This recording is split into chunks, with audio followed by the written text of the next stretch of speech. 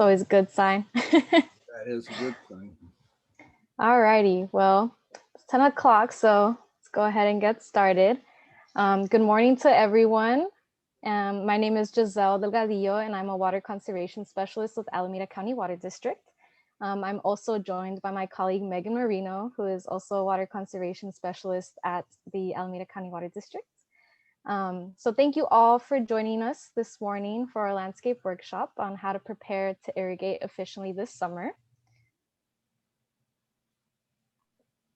First, just a couple of Zoom logistics. So all attendees are muted by default, but we encourage you to ask your questions. So for this landscape workshop, we'll be taking questions throughout the presentation. So go ahead and type in your questions into the chat or Q&A box, and we'll be monitoring that and stopping periodically to allow the presenter to address those questions. This webinar is being recorded and will be made available afterwards. So this workshop is focusing on irrigation because outdoor water use represents the single largest untapped opportunity for water conservation in the Bay Area. Outdoor water use reduction through the use of water efficient plants and innovative techniques can help conserve water and ensure that future water supply needs of our communities are met. And water conservation and water use efficiency are more important than ever as many of California's regions experience drought. And fortunately, ACWD's water supplies are currently sufficient to meet demands this year. And a big contributor to that is the fact that our customers have continued to conserve since the last drought. So we thank you. But ACWD recognizes that it is important to continue to conserve. So we have launched the One Saves Water Conservation Outreach campaign to ask our customers to further reduce their water use this year. And the idea behind the campaign is that customers can take simple actions to save water, and each of us can make a difference so that our community will be better prepared for the future. And more information and updates about the One Saves Water campaign, drought conditions, and overall conservation are available at acwd.org/drought. And you can also visit that page to take a look at our list of everyday simple actions that customers can take to reduce their water use. So a little bit of background on the Alameda County Water District. It's the mission of the Alameda County Water District to provide a reliable support of high quality water at a reasonable price to our customers. The district was founded in 1914 and serves over 358,000 customers and over 84,000 connections. And we serve the cities of Fremont, Newark, and Union City. ACWD has diverse water supply sources, including State Water Project, Alameda Creek Watershed Runoff, and the San Francisco Public Utilities Commission. ACWD offers a variety of water conservation programs for its residential customers, and this slide highlights a few of them, but I would like to specifically call out our turf replacement program. So our customers can receive a rebate of $1 per square foot of lawn that they remove and replace with water efficient landscape and low water use plants. So if you want more information about this rebate, you can go to acwd.org/rebates. Learn more about it and find the actual application. And I encourage everyone to take a look and consider applying for that. Other rebates that ACWD offers in partnership with the Bay Area Water Supply and Conservation Agency include offering a Rachio Smart Sprinkler Controller at a discounted price. So this smart controller can help customers set irrigation schedules and use weather data to ensure that they are irrigating only when needed. Another rebate offered in partnership with BAWSCA is rain barrel rebates. So we offer up to $100 in a rebate for 2 rain barrels. Another tool that we offer in partnership with BAWSCA is the WaterWise Gardening website. So this is a resource for customers who are looking to do a water efficient landscape renovation for their lawns.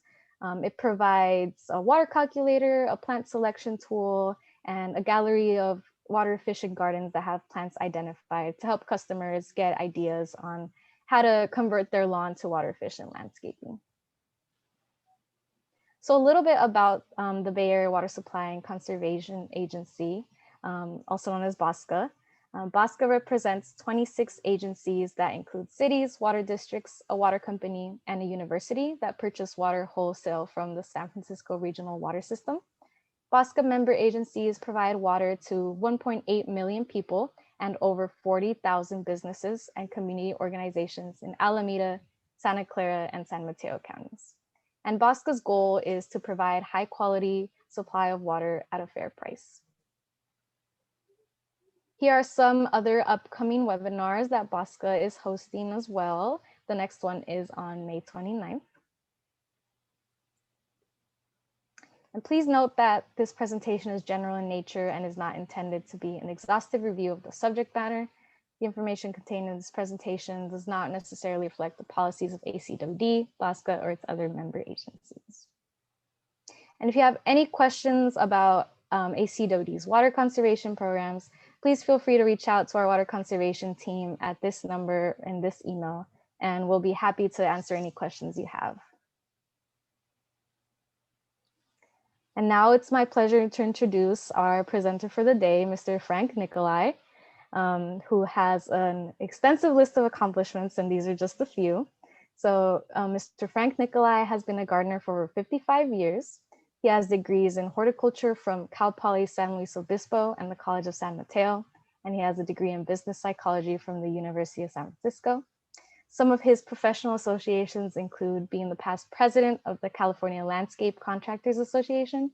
He was on the board for the Association of Professional Landscape Designers, and he was the chairman for the Environmental Sustainability Task Force for the city of Foster City. He has won numerous awards, including 2 gold medals for the San Francisco Flower and Garden Show. He was the Sustainable Silicon Valley Water Champion of the Year, and he was recognized by the Oprah Winfrey Network as a small act with big impacts on sustainable health of the environment. Overall, Mr. Frank Niccoli is an educator, researcher, writer, poet, and chef, and we are very grateful to have him here today to share his knowledge with us. So without further ado, I'll pass it on to Mr. Frank Niccoli. Hello. Well, today, what are we going to talk about today? The title of this is Prepare To. How do you do that? Do you do push-ups? Do you like run a mile? Prepare to inspect your irrigation system. So let's talk about irrigation systems. And the first thing I want to say about an irrigation system is that where you purchase the irrigation parts are as important as what you install. So the first recommendation is that you do not go to the big box stores to buy your irrigation stuff. You want to get irrigation where the contractors go. And where do the contractors go to get their irrigation parts? Well, they go to, I have a video going.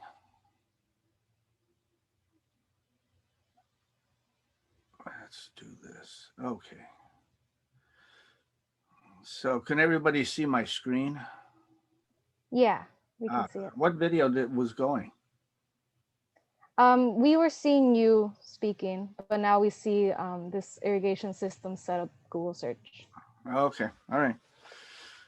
Okay, so when we talk about where to go for irrigation parts, there's a number of places that I highly recommend. There's Ewing Irrigation. And I'm going to just pull up their website. There's a bunch of Ewings. They're located all over the Bay Area. I like these guys a lot. They really know their stuff. And I will also tell you that they do not like homeowners. So when you go in there, you need to understand that they're there for the contractors. There we go. So they're all over. There's one of the biggest irrigation stores is in San Carlos. And the manager there is Craig. He's a great guy. He will help you. So here's the tip about going to these irrigation stores where contractors get their stuff. Contractors hate callbacks. So they want to buy the best parts so they don't get a call back from their clients. Period. So the best times to go so you can get help to buy irrigation material is when the contractors are not there. The contractors are there at 7, 7:30, 8 o'clock, out of there by 8:30, 9 o'clock. So if you show up at 9:15, 9:30, you're more than likely to get some help from these people. When I had my company, I was giving Ewing about $25,000 a month. So when I walked into the store, if I was in there and you as a homeowner were in there, they were more than likely going to wait on me because they know that they're not going to get $25,000 a month from you. So that's just the reality of the whole thing.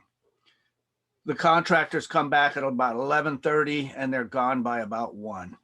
They also come back about 3:30 to get parts for tomorrow's jobs. So if you get there when the contractors are not there, they're more than likely going to help you out and get you what you need. You want commercial grade and contractor grade irrigation parts. When we talk about irrigation systems, the price of the installation pales to the price that you're going to pay in lost plant material and water bills throughout the life of the system. So let me ask Giselle. Giselle, is Alameda County lowering their water prices in any time soon? She said no. They're not going to do that. Water prices are going up. In Menlo Park alone, water has gone up 122% since 2010. Water is the new gold. If you don't believe me, the guy who the movie The Big Short, he lives in San Jose. And you know what he's investing in? Water. Warren Buffett. A lot of you know who Warren Buffett is. He is investing in water. Water is the new gold. So I'm going to talk about today how to manage an irrigation system, how to do some system checks so that you do not have to pay significant amounts of dollars to the water companies. Your plant material is a lot healthier. 75% of the problems that commercial contractors face with their irrigation systems is too much water or too little water. That translates into dead and dying plant material no matter which way you go. Too much water, a lot of problems with fungal diseases, etc. Too little water, plants die. So irrigation systems leak if they're not checked on a regular basis. There are so many places that they can leak. In this particular slide, let me boost it up a little bit.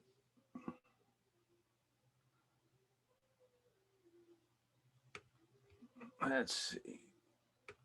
In this particular slide, we're looking at a above ground irrigation system that's been installed. I don't recommend above ground, and I definitely do not recommend these valves. These are cheapies.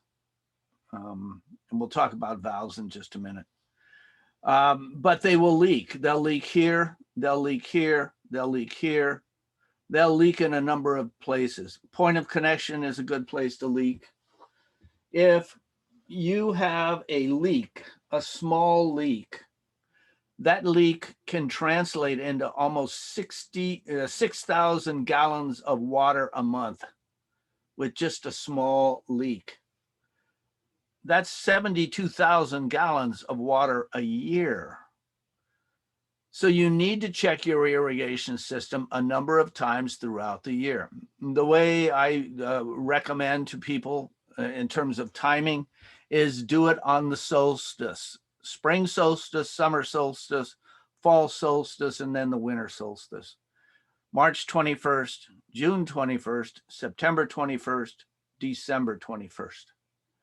And some people say, oh, that's kind of odd to test it in December. Well, we're going into another drought year, and California native plants need to be irrigated when it is raining or when it is not raining. So this year, the irrigation systems for California natives should have been left on. If you've got oak trees, they should have been irrigated in the wintertime. So your irrigation system needs to be checked 4 times a year. The best way to test your irrigation system is to walk outside and turn on the valves one by one and check them for problems. You do not want water features in your garden where you have water spraying everywhere. So you need to test the systems and make sure that they are working correctly. Let's see, can I show my face?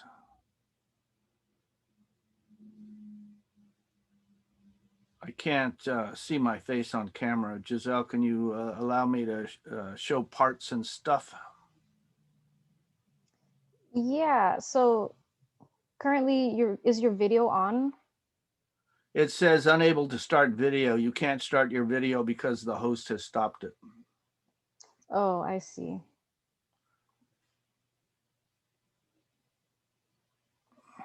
Can you try now? All right, there we go. I see my face. Sorry about that. No harm. And just like to encourage attendees to go into speaker view if you would like to see like a bigger image of the presenter. Yeah, that would work. So when we talk about irrigation systems, we're talking about a number of different parts. You have a controller, irrigation controller. We'll talk about those in a minute, and I'll let you know what the best controller in the world is. You have valves. Valves are the heart of your system, and you want to spend some money on a valve instead of getting a cheapie. You have either pop-ups or some type of a water delivery system. You might have a drip system that is going to deliver water. Every time there is a point of connection or some type of a connection, that is a potential leak spot. So when you go out and check your irrigation systems and you turn on station by station by station, you're looking for leaks. Your plants will also tell you whether there are leaks. If a plant looks as if it's dying and you walk over there and there's just lots of water in and around the plant, in all probability there's some type of a leak somewhere in the system. So we talk about valves. This is a irrigation valve. This is a commercial irrigation valve. This is not a cheap piece of equipment. This is $117 worth of valve, and this is a wholesale price. If you go to the big box stores, you will not find this type of valve there. This is made for commercial and contractor grade. And when I had my company, I owned a company for 40 years as a landscape contractor. We installed this on residential landscapes just because it was the best. The difference between what you get in a commercial grade valve and a big box store valve is that these will last significantly longer. It all comes down to how many times do you want to install an irrigation system. If you want to install it once, then use very good parts. And that means commercial grade stuff.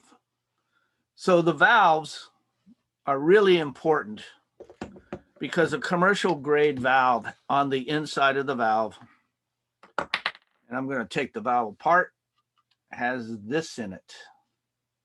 This is a diaphragm. This diaphragm is what makes your valves work. So they pop up and pop down and pop up and pop down, and then they develop a hole in it. So I've punched a hole in this so I could show you what that looks like. If a diaphragm has a hole in it, the valve stays on. And usually that valve stays on, gets stuck on the day after you leave for a 3-week vacation. And so you come back and everything in your garden is flooded. The diaphragms on a commercial grade valve are significantly stronger and better made than on a cheapy valve. The valve is the heart of the system. The valve itself has a number of different components to it. You have the solenoid, you've got a bleed valve, you've got what's called the bonnet, and then you have in and out. So there is an arrow on this valve that tells you which way the water goes. It actually goes that way on this valve. When you turn on your system, you activate this solenoid. This solenoid can leak right at the base if it's not seated correctly. So when you're checking your system, you physically want to go down into your valve boxes and make sure that this solenoid is seated correctly. If this solenoid unseats itself, and it will do that due to vibrations from the water going on and off, on and off, on and off, over time, it vibrates this thing slightly loose. If it's slightly loose, the valve could stick on. So you want to make sure that these are seated. Really important. When you're testing your system, you are always looking for leaks. One of the most notorious places for leaks are on pop-up irrigation heads. So these pop-ups have what's called a wiper seal, and you're going to see the wiper seal. That's that white piece that you're looking at right there. That's called the wiper seal. What that wiper seal does is it allows the inside of the irrigation pop-up to seat. When it pops up, it does this. And that wiper seal can wear depending on the manufacturer of the irrigation pop-up. This happens to be a Hunter pop-up. It's one of the best pop-ups made. I highly recommend Hunter because this wiper seal is thick and will probably give you, well, I've had them in my garden since 1991 and they've never leaked on me. So what is that, 20 years? So I'm getting 20 years out of this. So this is a commercial grade wiper seal. And these heads notoriously leak here once the wiper seal goes. If you get a cheapie with a cheap wiper seal, it's going to leak. So when you open this irrigation pop-up up, there's threads. These threads will leak if this is not seated correctly. So when you inspect your system, make sure it's solid. Make sure that this is on there solid because it will leak at this base. And again, the system comes on and off, I don't know, 100 times in a season, and this will vibrate. And when things vibrate, they loosen up. So this is a very good irrigation head. This is commercial grade again. It can also leak at the base. This is called a point of connection, and this is where it connects to the piping. You want to stand there and look at each irrigation system to see if you have water that's bubbling up out of the soil, which indicates that there is some type of a leak at the base of this irrigation head. So whenever you turn your irrigation systems on and you do your testing, you will get wet. You cannot test an irrigation system thoroughly without getting wet. So wear a pair of rain pants or wear a raincoat or something if you're sensitive to water. I'm always amazed when I see people running around in the rain. They're all hunched over like they're getting bombarded with something that's burning them. It's water. And water really doesn't hurt. So when you go out there, you need to go out there with the idea, I'm going to get wet. And why not?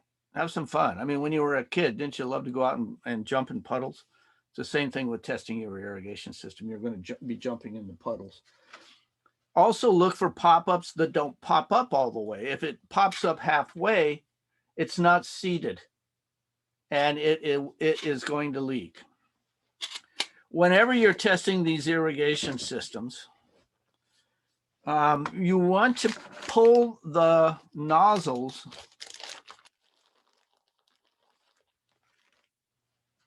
off of your pop-up. So there's a nozzle on this pop-up. You want to pull it. And what you're looking at is this filter. Buy a bag of filters, pop this filter off, and put a new filter on in the springtime. Don't even try to clean it. These are cheap. You can get a bag of 20 or 30 or 40 of these for 10 bucks. So just pull it off of there and throw this away. If this plugs, you're going to have issues with your irrigation system. This is there to keep the particulate matter out of the working mechanism of your irrigation system. Hetchy water, which is the water we get, has a lot of particulate matter in it. It picks up a lot of particulate matter when it as it flows down from the dam. By the way, it takes 8 days for the water to reach you from Hetchy. So the water you're drinking today, 8 days ago, was up in Hetchy. So it does have a lot of particulate matter and it will collect on these filters. So once a year, replace all your filters. It's just good maintenance. And it'll keep your system clean and active and running correctly. These are very precision nozzles. This nozzle wholesale is $5.45.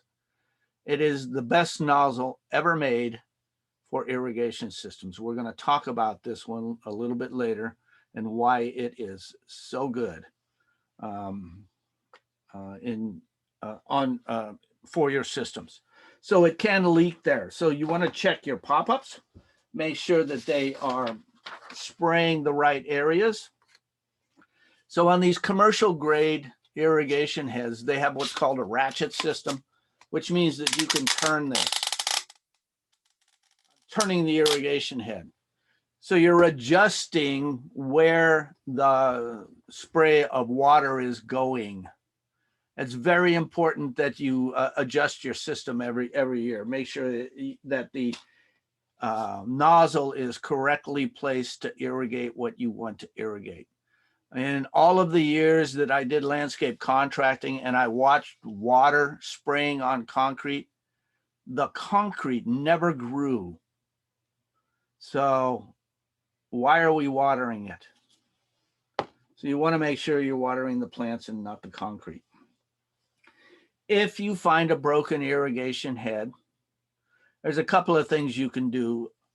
You can buy irrigation flags down at the stores. You can flag it and then come back and fix it later if you're unable to work on it at that time.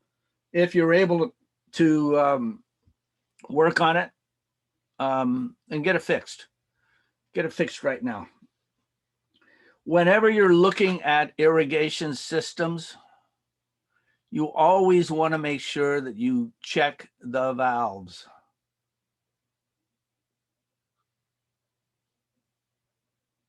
So this is an irrigation head that is applying water. You want to make sure that this is applying water where you want it to. And that's why one of the reasons that you're checking your systems. These valves can leak. So when you're building these valves, you are using Teflon tape on the threads. So when you buy a valve, there are threads that you have. I'm going to show you the threads on this. You never use pipe dope on these threads. If you use pipe dope, this will leak, and it will also gum up your irrigation system. So you use what is called Teflon tape on the joints of your valves so that they do not leak. And Teflon tape is really cheap. So let me show you what I'm talking about. It's just a roll of Teflon tape.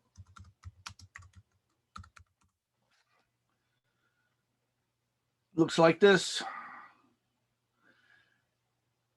On every thread, you run 7 runs of Teflon tape. So you go around the threads 7 times. If you do that, your system will never, ever leak. If, in fact, the system doesn't have Teflon tape, I highly recommend that you take it apart, because it's going to leak sooner or later, and you attach some Teflon tape to it. When we're checking for leaks in the valving, it's pretty simple to check it. You're opening up the valve boxes and just looking at it for leaking. Put your hands on the valves themselves. Sometimes you might get a little leak out of these screws. So on the bonnet itself, there are these screws that hold the bonnet in place. Sometimes these screws loosen up, and it's always a good idea to go in there and tighten these down. Whenever you tighten the screws on a bonnet, you don't go from this screw to this screw to this screw. You go from this screw to this screw. You go from this screw to that screw. You go from these screws to the back screws. So you always cross. And then if you do that, you're tightening the screws in the same amount of tightness, if you will, and they won't leak. If you do go around the valve itself, there's a chance that one end of the valve bonnet is going to be lifted and it's going to leak. So the piping on an irrigation system. Let's see. So theoretically, this piping is supposed to have glue on it. It's supposed to be glued together, and this is called a solvent weld, because you're using a type of glue. It is important to use the right kind of glue, or your system will break apart. If you, in fact, are using a cheap glue, this glue over time will break down. And so when you're inspecting your irrigation system, you're looking for that. If you're using a light-bodied glue, it isn't a solid solvent weld. You want to use a medium-bodied glue. The color does not make any difference. Blue glue usually indicates a wet-dry. It's used for wetter kinds of situations. So if you're repairing irrigation, then you're using a blue glue. So gray and clear, medium body, is what you want to be using on your system. Don't buy the cheapie. Don't buy the light duty solvent for your system. It's just not worth it, because it'll break loose at these junctions. So when you're walking around looking at your irrigation system, you're looking for water pooling on the surface, which could be indicative of an underground leak. You're checking the connections inside the valve box to make sure all the valves and all of the components in the valve box are connected. You're turning the system on and physically watching the valves. If your valves do not close completely, or if they're chattering, then you have an issue with your valves, and that needs to be addressed. So you can unbolt your valve bonnets and look inside of it if they're chattering. That's the reason for all these screws. So if the valves are chattering, they're just shaking and making some kind of a noise. It's trying to shut, or it's not opening completely. You can also listen to your valves when they're off. If you don't have a stethoscope, I'll show you a trick that we used to use. Place this on there and put it next to your ear, and you can hear water moving through your valve if the valve is not closing completely.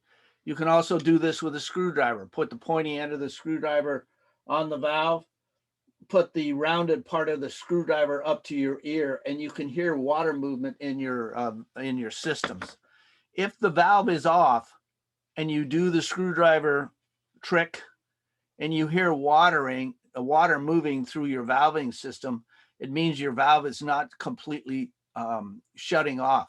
There could be a small rock under that diaphragm, or there could be some particulate matter that's not allowing the valve to completely close. So that is an excellent way to test the system to see if it is in fact closing all the way. The flow control on a valve, let's use this one, it's bigger. So this is the flow control. On every valve, there is a flow control. You open the flow control all the way on your valves, and then you back it off 3 turns.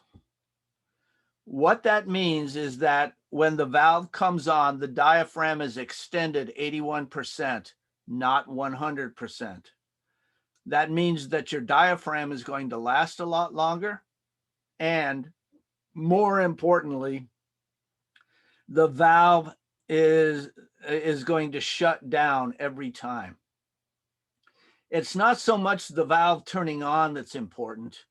It's that the valve needs to turn off that's more important than the turn on part. So this flow control backed off 3 turns is the key to good management of your valving systems. Your valve is the heart of the system, so set it up correctly. When we're looking at irrigation, an irrigation head will not water in its own radius. It's up to the heads on the left and the right to water the radius of this head. When I'm testing my irrigation system, I want to look for that. I want to make sure that the head to the left is watering the radius around this particular head. If it isn't, then I need to make some adjustments. I either can change the nozzle type, or I can use this adjustment screw on the top of the head. This adjustment screw is not for bold adjustments. It's there for fine adjustments, less than 10%. And it's better to change the nozzle to get the correct coverage than mess around with this little screw. Make sure that the irrigation system is providing proper coverage. How do you do that?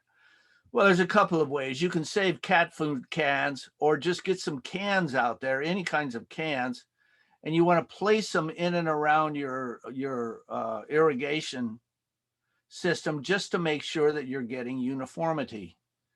So if I were to look at a catch can test, and you can buy an expensive catch can test, but why do that when you get cat food cans or any kind of cans to test your system? So essentially what you're doing, internet's slow today, is you're placing these containers in and around your irrigation system. You turn it on for 10 minutes. and you measure how much water is in each can, essentially. So that you can find the layouts for all of this stuff on the internet on how to do a catch can test. You don't have to buy these fancy things. You can just use any kind of cans, because all you're looking for is the amount of water that's in those cans. When we do these kinds of catch can tests, I'm looking for something, there we go, something specific. We're looking to make sure that the water in each one of these cans is about the same. If I have a can, let's just say this one, and it has half the amount of water than the cans on either side of me, of this particular can, there's a problem with your irrigation system. It's not at full efficiency. And you need to make adjustments in either the nozzle or the system itself.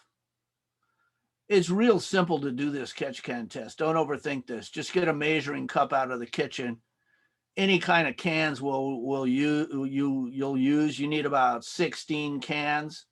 You go out and lay them out on your irrigation system and then just test it to make sure that you've got some good coverage. I see overspray down here in the street, which tells me that there is a problem with this system. The system is, I see overspray here on the driveway also. So you want to make sure that you adjust that overspray so that it's watering efficiently. When we talk about irrigation parts, the most important part of an irrigation system is your controller. I love this controller. This is the best controller on the market today. This is the HydroWise. The reason that I like the HydroWise is because it actually saves water. I had access to any number of types of controllers. In fact, the irrigation manufacturers were giving me controllers to beta test. I've been dealing with water since 1993. I have testified at the California State Senate on water. I was one of the stakeholders that was involved with all of the model water ordinances from 1993 on. In 1993, it was AB 325. And one of the other people that were involved with water and testifying and making sure that water and water efficiency was Hunter Industries. They by far and away have the best irrigation controller on the market. This is the heart of the system. We're going to talk a little bit more about this in just a minute, but I want to talk about a few other things before we move on. If in fact you have old technology, these old brass heads in your system, change them. These put out 3 gallons per minute of water. And that's too much water on our heavy clay soils. So the ideal amount of water that needs to be applied to any kind of an irrigation hydrozone is that the amount of water that you apply soaks into the ground before it runs off. That's important. If the water is running off the landscape, you've got a major leak. It's essentially a leak. And so the precipitation rates of your irrigation heads are key. If you in fact have irrigation heads that are putting out 3 gallons per minute, waste of water, waste of money. So I highly recommend these MP rotators. It is by far and away the best irrigation head on the market, in my opinion, because it puts out 0.45 gallons of water per minute. 0.45 in comparison to 3, which is going to allow the water to soak into the soil and get water to the root systems of your plants. Real important, much better than this old technology. The MP rotators come in a number of different configurations. You can go to the Hunter website and have a look-see at their configurations. If you don't understand anything with the Hunter systems, you can actually get training. You can sign up and you can get online training to understand how to do these systems. And I know a lot of people don't have time for this, but I highly recommend that you spend some time looking at their videos. Outstanding. You can look at the different products. So if I want to see a product in action, I can hit products on their training. The other part of Hunter that I like is that you can get support. There's nothing worse than having a product that you can't get somebody to talk to you about it. So that's one of the reasons that I like the Hunter products. I want to talk about some drip systems for a bit. Drip systems are efficient. And we want to make sure that you install the right kind of drip system. Whenever you're doing a drip system, you need to take the pressure that's within your house and drop that pressure down so that it doesn't blow your fittings up. This is the system that you can get at Big Box. This is a cheapy system. This is what the contractors use. What's the price difference? This one's about $45. This one's about $55. If I looked at the size of just the filter systems on this, these are the filters. This one is way much more than that hunk of junk. These filters need to be changed about every 4 or 5 years, but they need to be cleaned about 2 to 3 times a year. So when you're doing your irrigation checks, you can pull your filters out, take them in the house, take a toothbrush, and then just get the particulate matter out of the filters. If you do not have a filter on your drip system, you need to get one. It's going to keep your drip system from clogging up, and they will clog. This is a pressure reducer. This one is reducing down to about 15 gallons per minute at 25 PSI. Most homeowners, 25 or 30 PSI is about what your filter is going to be. This one happens to be Hunter's. It's a really good system. It comes in a kit. You get the filter and the pressure reducer in a kit. So you want to get a commercial system. The old emitter type of drip systems do not work. They kill plants. They also kill your soil, and they also leak.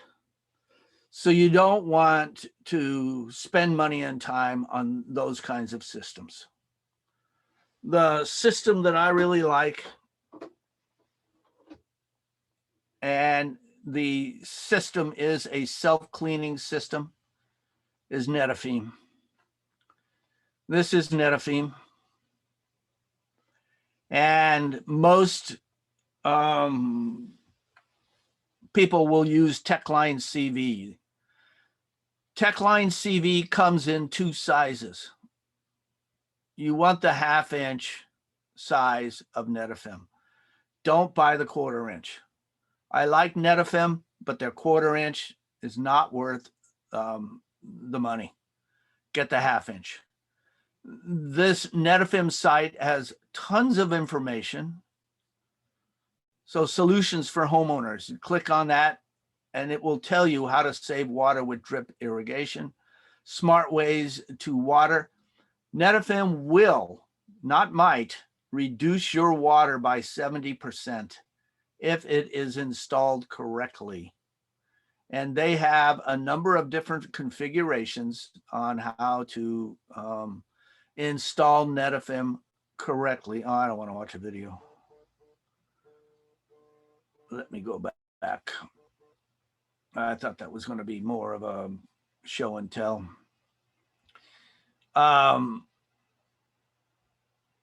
Let's see what they have here. I am looking for something. Oh yeah, here we go. Installation guides. So down here they have these installation guides that essentially tell you how to install the stuff. If in fact you've got containers, you can use Netafim in the containers. It gives you the kinds of Netafim that should be used on clay soil versus loamy soil versus sandy soil. If you've got a drip system currently and you haven't taken into account the type of soil that you have, then you have a leak. You're wasting water. You want your drip system to be custom to the type of soil that you are using. You get all kinds of cool Tinker Toys. I guess Tinker Toys is out. What's in now? Oh, Legos. You get all kinds of Lego parts when you deal with a Netafim system. This stuff is the best on the market. It runs at gallons per hour. In fact, let me show you this. 0.26 gallons per hour for clay soils, 0.9 gallons per hour for coarse or sandy soils. They say 0.6, but I'd rather go with a 0.9 on sandy soils. So these are gallons per hour when you're dealing with a drip system. It's real simple to figure out how many gallons per hour you have coming into your house. You take a 5-gallon bucket. How many gallons of water are in a 5-gallon bucket? 5 gallons. And then you take a tape measure and you measure the bucket. And then you mark 5 equal increments on your bucket. Actually 4. You make 4 marks on your bucket. That represents 1 gallon.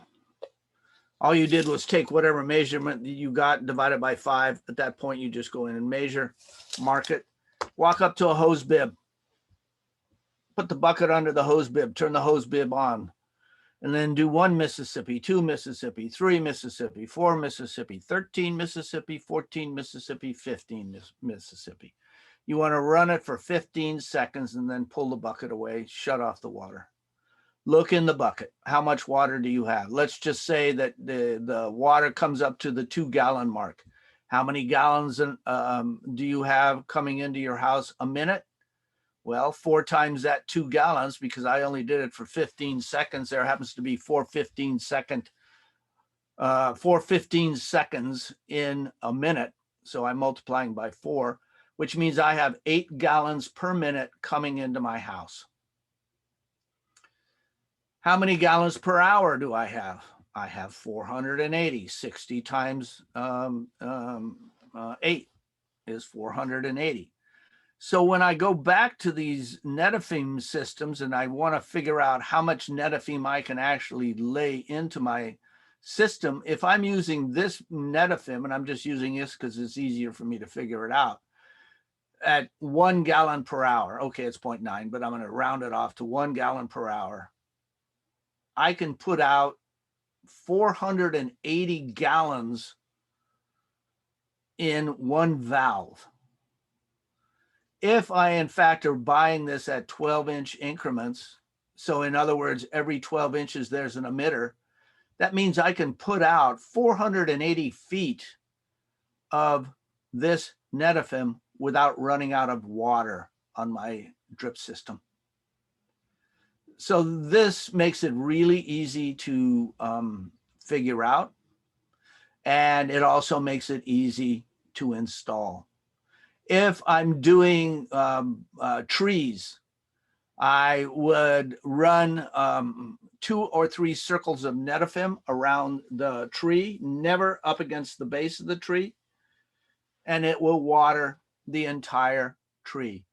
If you're using a regular emitter system where you've got little tiny hoses going to the base of a plant, you're only watering one portion of the root system instead of the entire root system. And that's why it's really important to use these products that are going to manage and apply water to the entire system. So if you look at the water that's in here, the plumes of water coming out of this system, these are the circlets that are forming based on the amount of water coming out of this system. Which means, and these are spaced 14 inches apart. That's the spacing on netafim. You space them 14 inches apart and you're going to get very good coverage on your plant material. This stuff is real simple to use. And I'm just going to pull up a bunch of different configurations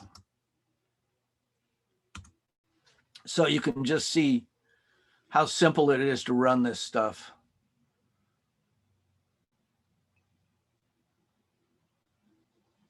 Everything you see from this farmer all the way out is netafim. This is used in agriculture to water crop. And it goes for miles.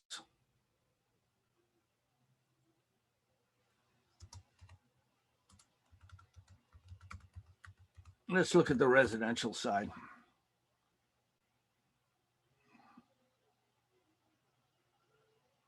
I want to show you this emitter.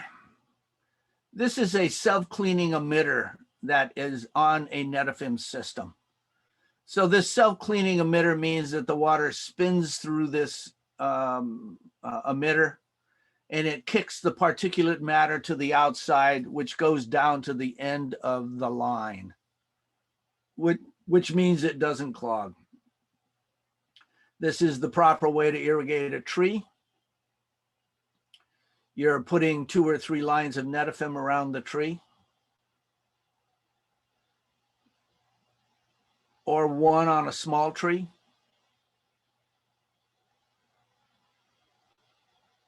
This is a large system. These are the plumes of the water coming out of the netafim system. You can see that they're beginning to join together. Whenever you are managing an irrigation system, you want to watch the plumes of water to see how much water you're actually getting so that you can set up your controller. We're going to talk about controllers in just a minute. So you can see that this stuff is real simple to use.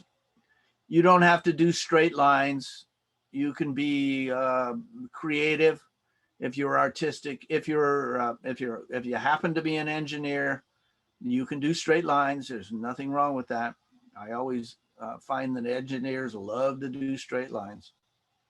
But if you're somewhat artistic, you can go nutso crazo and be artistic about it.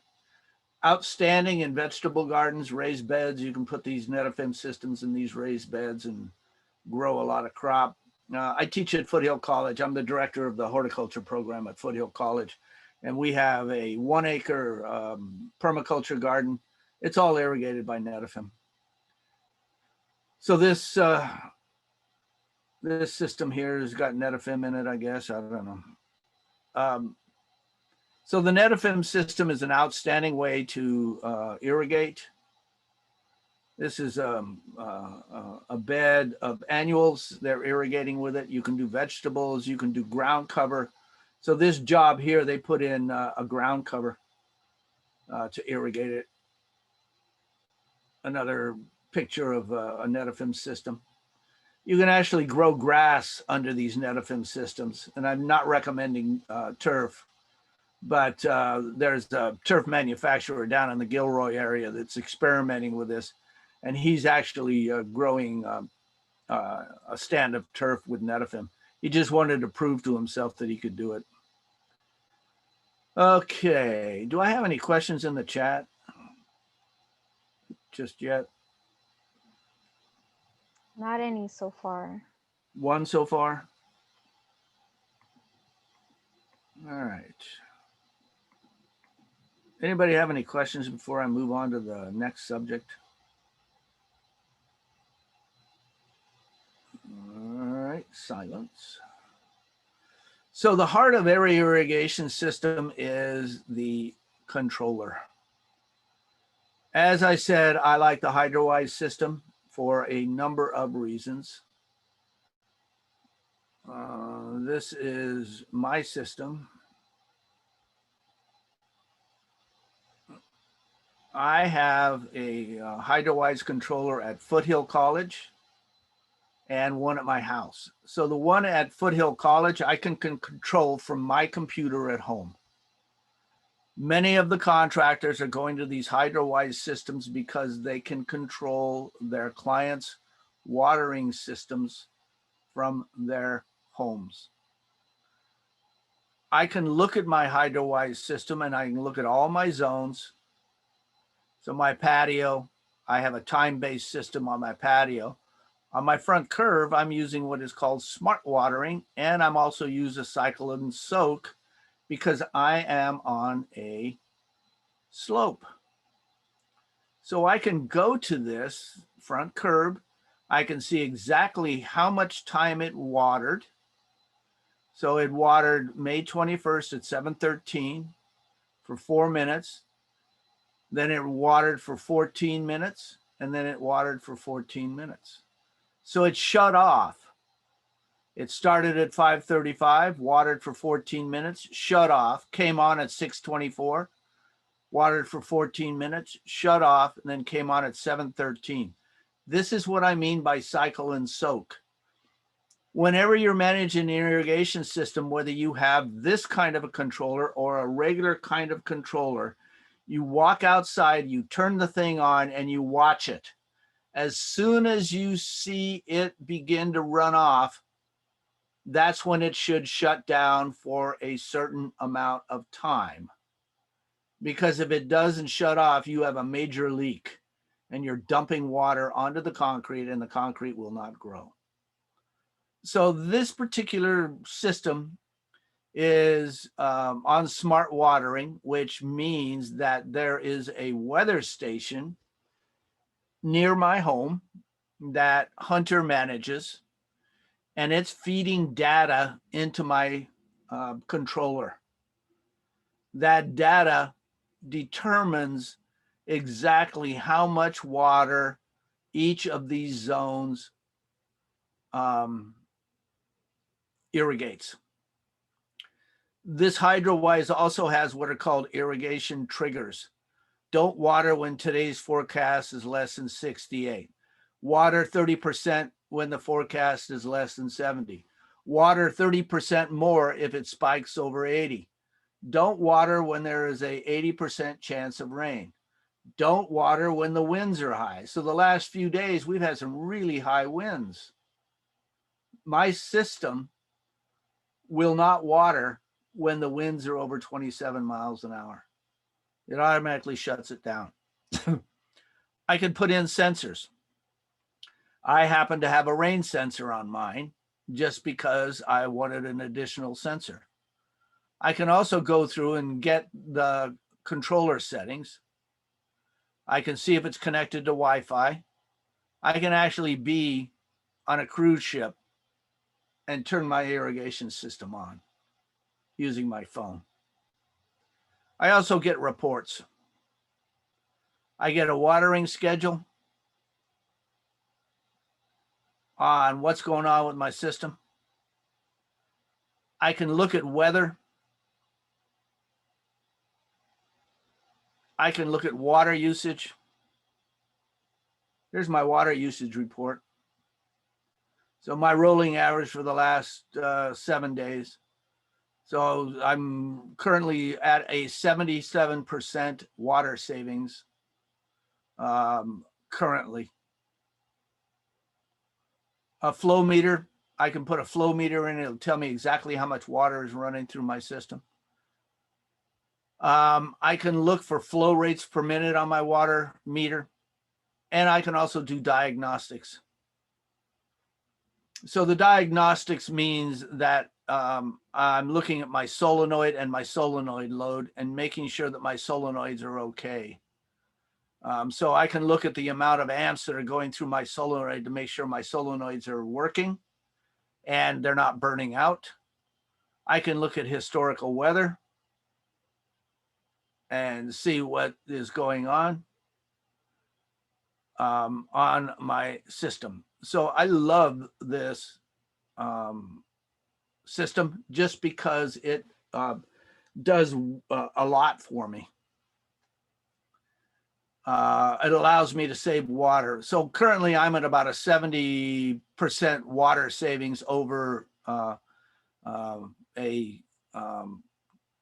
normal irrigation system. That 70% water savings is significant because that means I'm not sending that big check to the water company every month. I would rather invest my money in a decent controller than send it to the water company every month. So we've covered a lot of things today, and I want to just go through them briefly, just so that you understand how important checking your irrigation system 4 times a year is. And I check mine even more than that. I can go outside with my phone and I can turn on systems all day long. So my controller's on the side of the house. I can be in my front garden, go to my phone and turn on all the irrigation in the front and check it. When you're outside and you're checking your irrigation system, you want to make sure that you go outside with a few things that you're going to need. You're going to need a pliers. You're going to need a screwdriver. You're also going to need a toothbrush. That toothbrush is to clean filters. And if you see particulate matter in your irrigation system, you want to clean that out.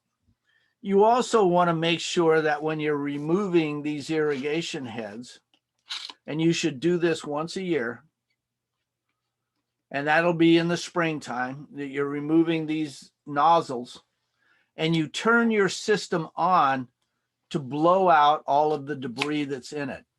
Okay, you're wasting some water. I get that. But you want to make sure your system is clean. If your system clogs up, and it can, for various reasons, clog up, you want to make sure it's clean.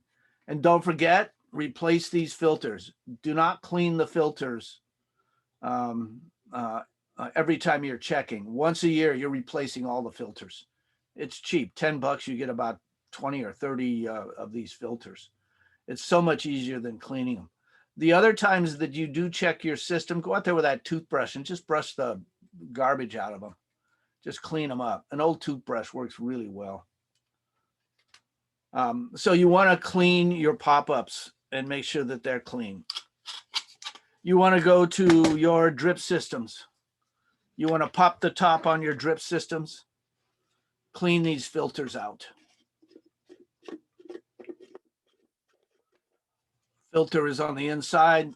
Pull the filter out, take your toothbrush, run your toothbrush on the inside, run your toothbrush on the outside, clean the filter out. Really a good practice. If you've got a small bucket of water, drop it in that small bucket of water and use your toothbrush to clean the system out. Go to your valves. Check your solenoid. Make sure your solenoid is tight. Get to your flow control. Open it up all the way, back it down 3 turns. You're at 81% of diaphragm expansion and contraction at that point. That is a good practice for all of your valves. You also want to listen to your valve. Take that screwdriver, put it up on the bonnet of the valve, listen to it. Make sure you don't have any water running when this thing is supposed to be off. These diaphragms can lift just slightly if there's particulate matter in there, a rock, a piece of sand, whatever it is. If in fact that does happen, then you want to take the bonnet off your valve and clean it out. Just take the guts apart and just clean it out. So this one's got a lot of garbage in it. This one needs to be cleaned. This happens to be an old valve that I use for demonstrations. It used to be in the landscape, but you just want to take it apart. If you get confused in terms of how this thing goes back together, you can go on the internet and they have diagrams on how this goes back together if you get confused. When you put the bonnet back on and you're tightening the screws, remember that you're tightening the screws side to side, not here to here to here to here to here. You cross.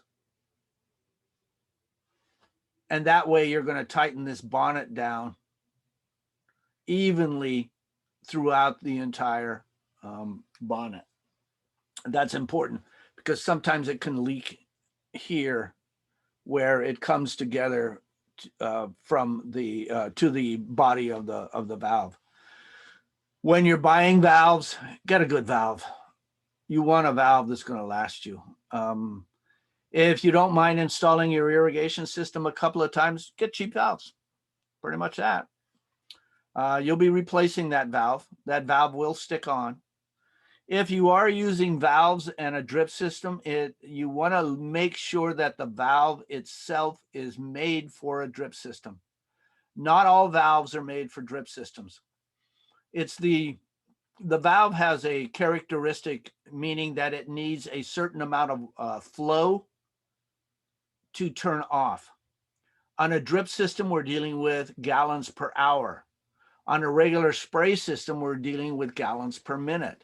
If that valve doesn't have the correct flow characteristics made for a drip system, that valve won't shut off.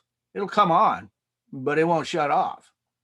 So you look at the characteristics for the valve to make sure that it is set up for drip, and that's real simple to do. You can go to the different manufacturers and look at the products. So I can go here to Hunter's products and look at the valves and see what the characteristics for the valves are. So there are specific valves that are related. Yeah, here we go. This is drip control zone kits. So you can click on this and it'll give you a complete zone kit that is made specifically for an irrigation system, specifically a drip system. Talks about the different models. The specifications are the key. You always want to look at the spec sheet to make sure that what you want is what you're going to get. So this one has a range of 0.5 to 80 gallons per minute. On a drip system, it's pre-assembled for low, medium, and high flow kits. So this is an all-in-one controlled zone kit for residential and commercial applications. Outstanding product, by the way. So your valve is the heart of the system. Whenever you're checking your system for leaks, walk around, get in the area behind the shrub lines near the fence, see what's going on there. Make sure you don't have any leaks. Look down around the heads themselves and see if you see water bubbling up. You might have a cracked pipe. You might have a broken irrigation body in there that is leaking. You might have a loose connection. You might have a broken glue joint.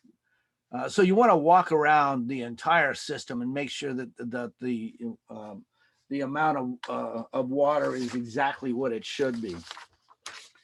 Remember that if you have a small droplet just going drip, drip, drip, that equals around 6,000 gallons a month, 72,000 gallons a year.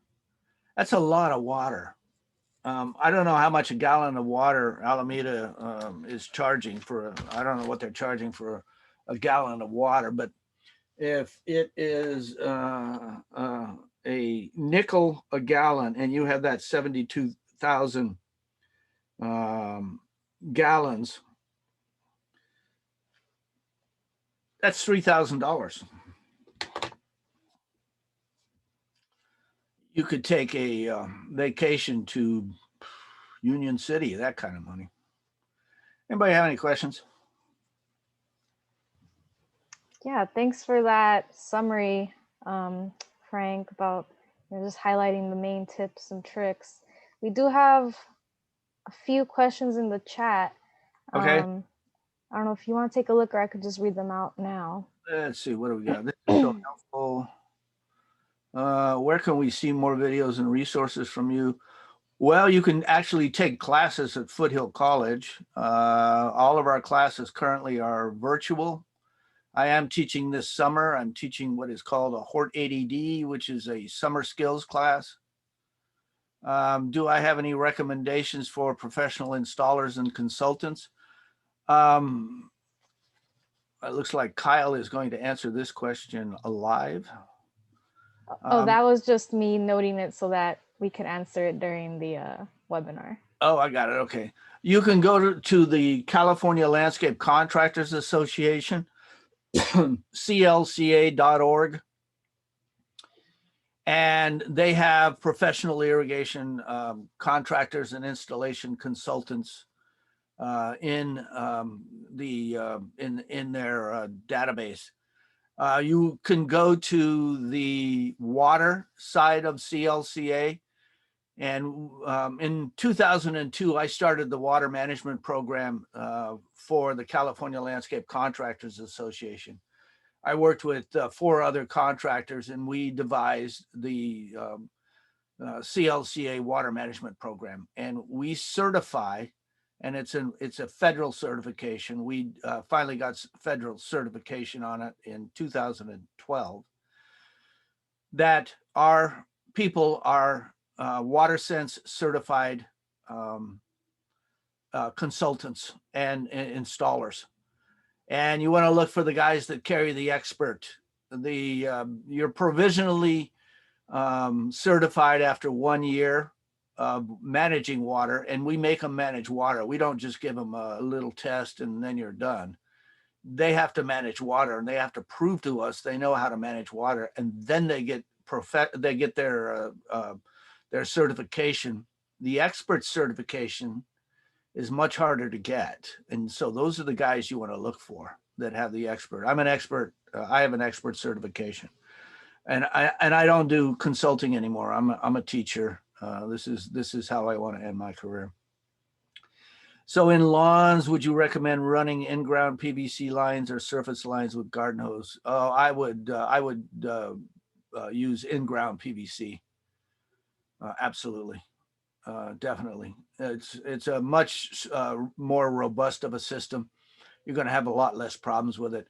The problem with PVC or garden hose connections on the surface is we have that big yellow thing up in the sky, and it puts out UV light.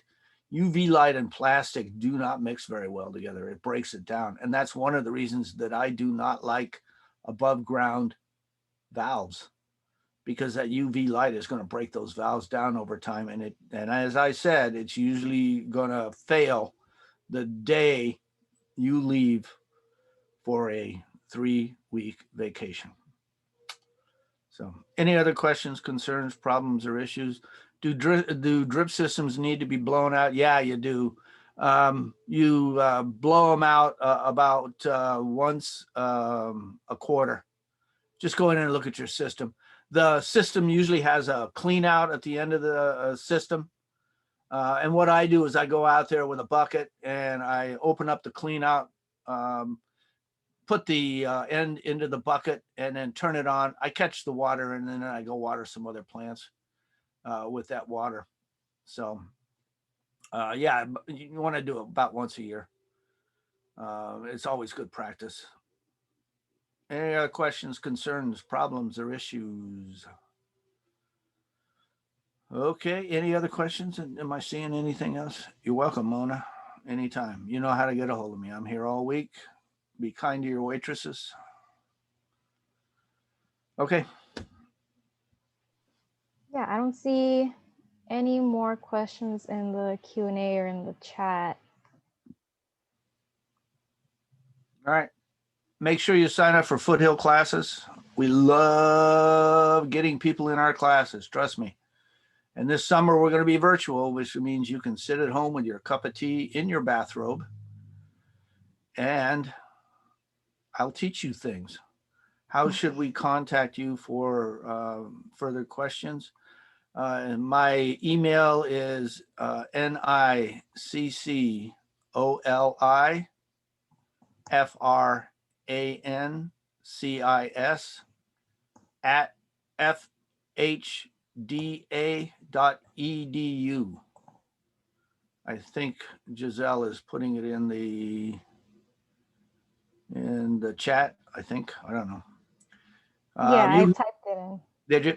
Thank you very much. So you can go to the Foothill College website and you can just Google my name or go to horticulture. You'll find my email there if you didn't get it here. I have a question. I am curious, have you ever seen lawn irrigated efficiently with drip systems, or does it require overhead? I've installed them. What's that? I have installed drip systems for lawns. Okay, is that what you were referring to with the PVC then? No, PVC is just the type of pipe that you're going to be using in a lawn system. So we did it in a demonstration garden for the city of San Jose, down off of, it's out there near the airport, those demonstration gardens out there. We installed a demonstration garden using 4 types of turf and all drip. So Delta Bluegrass donated the turf. Hunter Industries donated the drip system that we used. And we installed it down there. The city of San Jose wanted to test it and just see how efficient it was. And they wanted to look at the quality of turf. And so they called me and I did that through BAWSCA actually. And how did it work out? I mean, has it been a couple years now? Have you seen the turf do well or? Yes, if you look in your BAWSCA records, Amber Schott was the coordinator for the city of San Jose. She's since left. And we were doing all the fire stations down there, and we did the demonstration garden down there, and we were teaching hands-on drip irrigation through BAWSCA with Amber. She was outstanding. She was so good to work with. One of the best. I miss her a lot. And since then, the city of San Jose hasn't done much with you guys. I don't know what's going on down there. You need to make that phone call, Megan. Yeah, well, we work for ACWD, and just to be clear, we promote water efficient landscapes, not turf. But I do get that question sometimes where customers are curious because drip's the most efficient way to water. But I was wondering if it worked for lawn. So thank you for that reference. Yeah, it's a very specific kind of an installation. Hunter has a product called what's the name of that stuff? It's a drip system that has a cloth wrapper around it. Let me go to the Hunter website and I'll show you what it looks like. It's very cool. And that's what we used.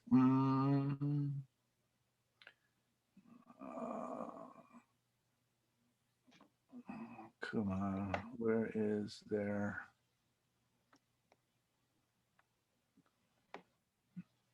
Yeah, and as a side note, I think Sandy typed in the chat, we will have this session online. It will be posted to YouTube in a few days, and we can send out the link to all the registrants of this webinar. So this is being recorded. So this is what we use down in San Jose. This is EcoMat. And these are drip lines. Oh, it's a mat. Okay. Yep. So they're using a recycled plastic to make these mats. And the mats have a they say a lifetime of about 25 years. And we installed this under the turf down there using the EcoMat system. It was very cool and it worked. It really worked well. Amber would know how much water was being saved, but that's drip under turf. Yeah. Wow. Okay. And so it doesn't degrade with the sunlight. Sounds like 25 years, pretty good life. It's under the turf. Mm-hmm. So you just lay the turf right on top of that stuff. And it works. You can contact your hunter rep and talk to them about it. Christine Hawkins is the hunter representative in this area. You should give her a call. She's their specification manager, really smart, knows stuff. I mean, knows a lot about irrigation. If you're curious about that, Megan, I would give Christine Hawkins from Hunter Irrigation a call. Yeah, I mean, hopefully we won't have too many uses of it because we are trying to get the turf replaced with water efficient landscape. So we hope to see a lot of our that program really be driven this summer. If anyone wants a rebate for to get money back to replace lawn, there's programs available, and we have our contact. We can add our contact information in the chat as well. All righty. Are there any other questions? Or if anyone wants to come off mute, they can also. There's one I see question that just popped up. So Catherine asks, what about gophers with the EcoMat? No problems. Yeah, we've never seen a problem. I did it down in San Jose. We also did it at a home in Palo Alto. She had gophers. She had a tropical garden, and the gophers were going after that stuff in the tropical garden, but they didn't bother the EcoMat in the lawn area. She liked lawn, so we went in there and did an EcoMat installation for her. She was a landscape designer, still is a landscape designer, and she wanted to try it, so we did it. So it was a big piece of lawn too. It was about 2,000 square feet of lawn. When she did the water calculations, she was saving about 80% of what she would normally apply on her lawn, right around 80%. So it was a good installation. So thanks, Frank, for the useful information. Anytime, I'm here. And if you have, excuse me, if you have any questions, concerns, problems, or issues, email me. I will get back to you within 24 hours. I'm very good about answering emails, and I won't ignore you. I promise. And I was a Boy Scout, so we don't take our promises lightly. Awesome, great. Thank you so much, Frank, for being willing to continue to answer any questions that attendees may have. Yep. One last round of checking to see if there are any other questions. I don't know if you see any additional ones, Megan. Oh, I don't see anything. Do you have any information on rebates on Contra County? No, I don't. Oh, yeah, you would reach out to Contra Costa County Water District directly. But if you have more questions about rebates that ACWD offers, you can go to acwd.org/rebates. Yeah, take advantage. That's free money. Come on. Definitely, yeah. Take Frank's advice. Free money. All right. Well, we're coming up here at 11:30, so just want to say thank you again to Frank for presenting today and providing us all with this amazing knowledge and visual demonstrations. And thank you to all of our attendees for logging on and spending your Saturday morning with us. Hopefully, you know, you'll take what you learned today and apply it to your own irrigation system checks. Yep. So have a great rest of your Saturday, everyone. And like mentioned, this workshop will be posted up. So thank you again for joining us. Thank Bye-bye. you. Bye, everyone. Bye, Frank. See ya.